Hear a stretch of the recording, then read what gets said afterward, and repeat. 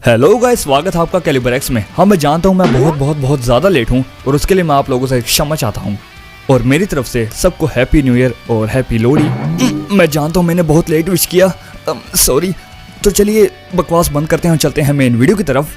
तो आज का टॉपिक है 5 life lessons from the 6 paths of pain, Naruto Shippuden. तो अब क्या करना है? डायलॉग मारना है। Let's go. नारुतो शायद ही किसी और एनिमे से कंपेयर किया जा सकता है। इसके life lessons, quotes, meanings, characters और प्लॉट बहुत ज़्यादा सेंस बनाते हैं। तो यहाँ है कुछ ऐसी चीज़ें जो हम सीख सकते हैं हमारे अपने प्यारे नारुतो से। Point number 1, too much pain makes a good person evil. कहने का मतलब कि बहुत ज़्यादा दर्द काफ़ी है एक अच्छे इंसान को हैवान बनाने के लिए। पेन की कहानी की शुरुआत में याहिको और नागटो काफ़ी नेक दिल होते हैं। उस समय वो बच्चे ही होते हैं। नागटो एक बच्चा जिसका परिवार एक हादसे में मारा जाता है। कोनोहा के सोल्जर्स ने नागटो के परिवार को ये समझ के मार दिया कि वो दूसरी शिनोबी वॉर के दुश्मन हैं। इस एक्सपीरियंस ने इस बच्चे को कातिल बनने में मजबूर कर दिया। एक वक्त पे तो हद पार हो गई और नागटो मैस वेंजेंस पे उतर आया। याहिको की डेथ भी एक ऐसा एक्सपीरियंस था जिसने उसे ये पाथ चूज करने पे मजबूर कर दिया। Point number 2, the path of evil is easier to justify. Nagato धीरे धीरे हांजो और उसके सारे शिनोबिस को मार देता है। वो फिर भी नहीं रुकता। वो उन सबको मार देता है जिनका कनेक्शन हांजो के साथ होता है या जो हांजो को जानता है। जब आपने कुछ भी गलत नहीं किया होता फिर भी आपको दुख और दर्द मिले तो आपको बुरा रास्ता चूज करना ही सही लगेगा। और बदला लेना काफी ज्यादा आसान होता है सिवाय बातों को भुला देने और लोगों को माफ करने से।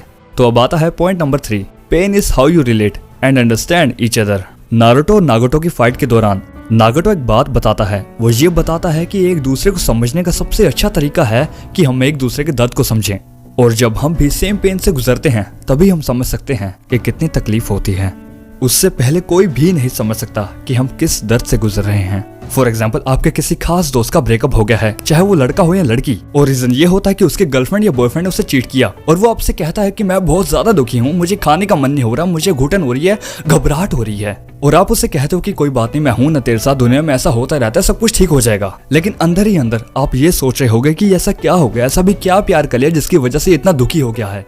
तो आपको उसका दर्द तब समझ आएगा जब आपका पहली बार ब्रेकअप होगा, जब आपका पहली बार दिल टूटेगा या आपका सबसे खास दोस्त आपका भरोसा तोड़ेगा। शायद अब समझ आ गया होगा। तो आगे बढ़ते हैं। पर यह सब बताने से पहले नागटो नारुतो को दर्द का एहसास कराता है। वो अपने हथियार नारुतो के अंदर घोंप देता है ताकि वो हिल न सके। और जब हिनाटा नारुतो को बचाने की कोशिश करती है तो उससे भी वो दर्द का एहसास कराते हुए कहता है कि ऐसे ही उन्होंने मेरी माँ को मेरे सामने मार दिया था। ये सीन बहुत इमोशनल और गूस बम्प्स देने वाला था। तो अब आता है point number 4, something doing wrong thing is the right thing. Nagato की स्टोरी की स्टार्टिंग में कोनेन याहिको तीनों के पास ना फैमिली होती है, ना पैसा, ना रिलेटिव्स। बहुत सी ऐसी चीजें जिसकी हम वैल्यू नहीं करते जब वो हमारे पास होती है। उनके पास खाने के लिए कुछ नहीं था तो उनको चोरी करनी पड़ी। नागटो जानता था कि चोरी करना गलत है और उसने सबको रोका भी, पर मजबूरी में उसे चोरी करनी पड़ी। तो कभी कभी बुरा काम करना ही हमें सर्वाइव करा सकता है क्योंकि वो हमारे लिए सही है। तो अब आता है हमारा आखिरी पॉइंट यानी कि number 5, it's easy to manipulate people with negative outlook. Madara Uchiha ने नागटो को कन्विंस कर लिया था अकात्सुकी शुरू करने के लिए।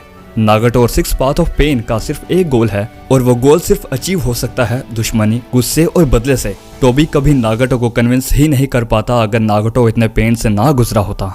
इनफैक्ट टोबी नागटो के पास जाता ही नहीं। पर जब नागटो को पता चला अकात्सुकी के बारे में तो उसे समझ आ गया कि यही सही तरीका है अपने दुख और दर्द को जाहिर करने का और अपना बदला लेने का।